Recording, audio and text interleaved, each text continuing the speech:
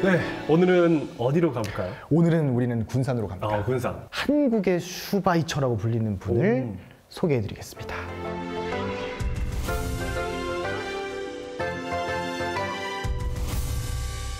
이영춘 박사님이 생전에 실제로 거주하셨던 건물이 지금 이영춘 가옥이라는 이름으로 군산에 남아 있습니다. 일제강점기에 만들어진 건물인데 일제강점기 건물 치고 아주 보존이 잘 된 건물이고 많은 사람들의 방문을 맡고 있는 곳이죠. 혹시 그렇다면 이영춘 박사가 직접 지은 건물일까요? 직접 지으신 건 아니고 네. 사실 이거는 일본인 구마모토라는 사람의 별장이었습니다. 이 구마모토라는 사람이 조선 최대의 일본인 지주라고 불릴 정도로 엄청난 규모의 농장을 가지고 있었는데요.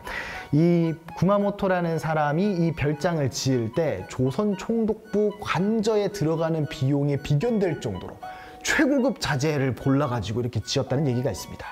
그런데 이 건물은 지금 가보시면은 이제 일본식과 서구식 그리고 이제 한식이 절충된 독특한 양식의 가옥으로 지금도 남아있는데 네. 이영춘 박사님이 이 구마모토라는 사람의 농장에 진료소장으로 부임을 하셨던 거죠. 구마모토라는 사람은 어떤 사람이었어요? 이 구마모토라는 사람이 이제 조선에 온 일본인 중에서 명실상부한 최대 농장주라고도 일컬어지는데요. 네. 이 투자금을 모아가지고 군산의 땅을 사들여가지고 농장을 세우고 끊임없이 확장을 합니다. 그래서 1935년경이 되면은 소작인만 뭐 대략 한 3천 가구, 2만여 명이 됐다 이런 얘기가 있습니다. 엄청난 규모죠. 근데 그 사람이 운영한 농장으로 왜 박사님을 오셨을까요? 이게 사실은 이 구마모토가 자신의 농장에서 일하는 소작인들을 위한 진료소를 만들 계획을 세웠습니다. 왜냐면 이제 소작인들이 아프고 그러면 이제 생산에 차질이 생길 수도 있고 여러 가지 이유로 이제 섭외를 하려고 하는데 그때 이 이영춘 박사님이 이 농장으로 가신 거죠. 왜 가셨냐? 이 조선의 피폐한 농촌의 현실을 알고 계셨던 이영춘 박사님은 가장 낮은 곳에서 이 고통받는 가난한 농민들을 도와주고 치료해주고 보살펴주기 위해서 군산으로 내려오신 거죠. 가장 낮은 곳에 내려와서 어떻게 보면 봉사를 하신 거네요. 맞습니다. 원래 박사님은 의사가 되기 전에 보통학교의 선생님이셨습니다. 그러다가 이제 의사가 되겠다는 꿈을 갖고 세브란스 의전이라는 곳을 다니면서 의사가 되셨고요. 그 다음에 병리학을 연구하는 의학자이시도 하셨습니다. 그리고 교토대학교에서 의학 박사 학위를 수여받을 예정이셨죠.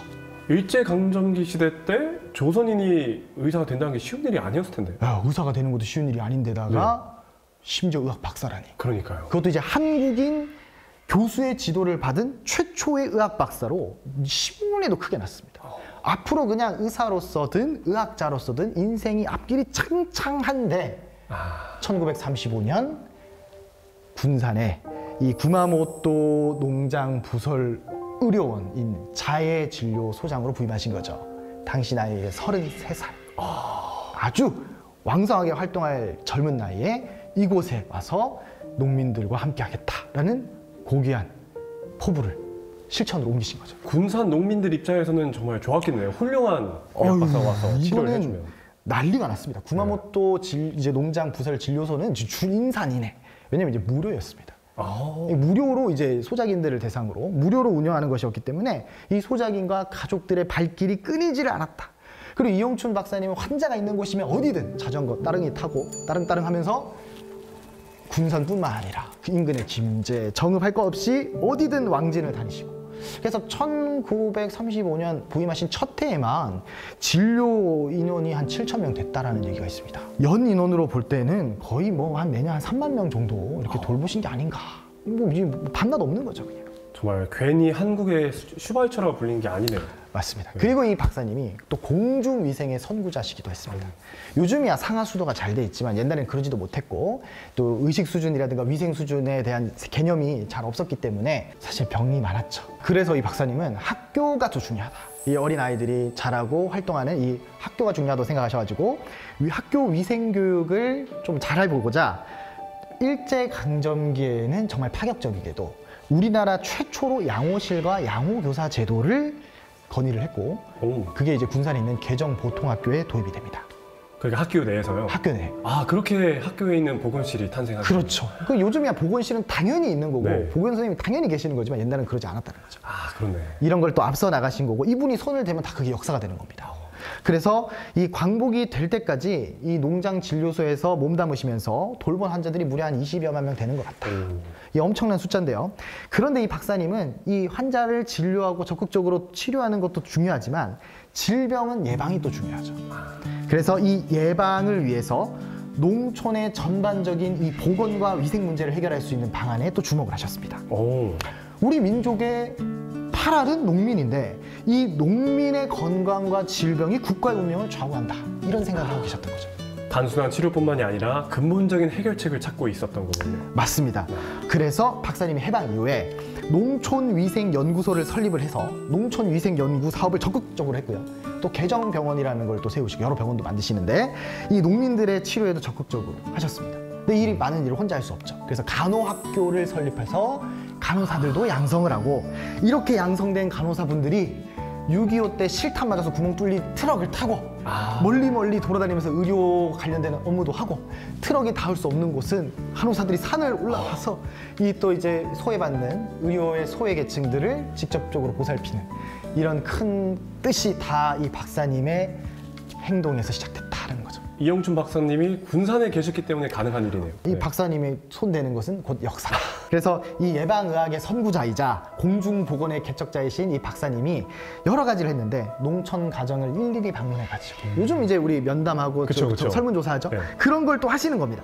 각 가정의 이 위생 상태라든가 실태를 철저히 조사해서 알려줄 건 알려주고 미연에 이제 뭔가 방지할 수 있는 걸 방지하고 또 아이들을 건강하게 키우는 게 중요하니까 우량화 선발대회 같은 걸 열어가지고 이렇게 애들은 키우는 거고 이렇게 건강하게 하는 게 맞다. 이런 것도 보여주시고 네. 또 이제 농민들이 치료비가 없어서 치료를 못 받으면 정말 슬프죠. 그래서 농민 의료보험 같은 거를 만드십니다. 이 지금 정말 성각자신 거죠. 네. 그래서 농민들의 치료비 부담도 덜어주시고 그리고 영아원을 설립하십니다.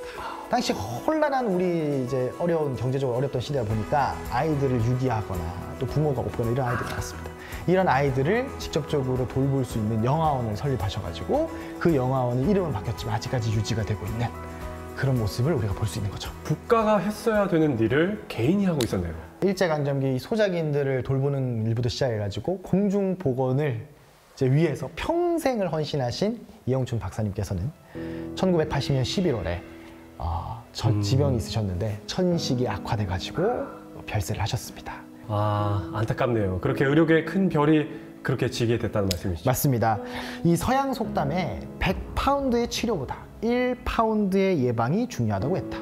병은 치료보다 예방이 용이하고 예방의학의 발달은 결국 인생의 행복을 가져오는 것이니 우리는 여기에 치료의학 의상으로 노력해야 한다. 이것이 이영춘 박사님의 생각이고 말씀이셨습니다. 그리고 그걸 실천을 하셨죠. 또 이영춘 박사님 가옥에 가보고 싶다는 생각이 맞습니다. 드네요. 이영춘 박사님 가옥은 지금 현재 군산 간호대학교 부지내에 있습니다. 그리고 군산 스탬프 투어의 한 장소기도 합니다. 그렇구나. 그래서 많은 사람들의 발길을 이제 찾아오게끔 하고 있는데요. 네. 직접 방문하셔가지고 이 100여 년 전 이 땅에서 이제 고귀한 이상을 평생의 삶으로 실천하신 한 의사의 숭고한 삶을 한번 기억을 해보시기를 부탁드리겠습니다. 네, 저도 꼭 한번 방문해 보겠습니다. 오늘도 유익한 이야기 고맙습니다. 네, 감사합니다.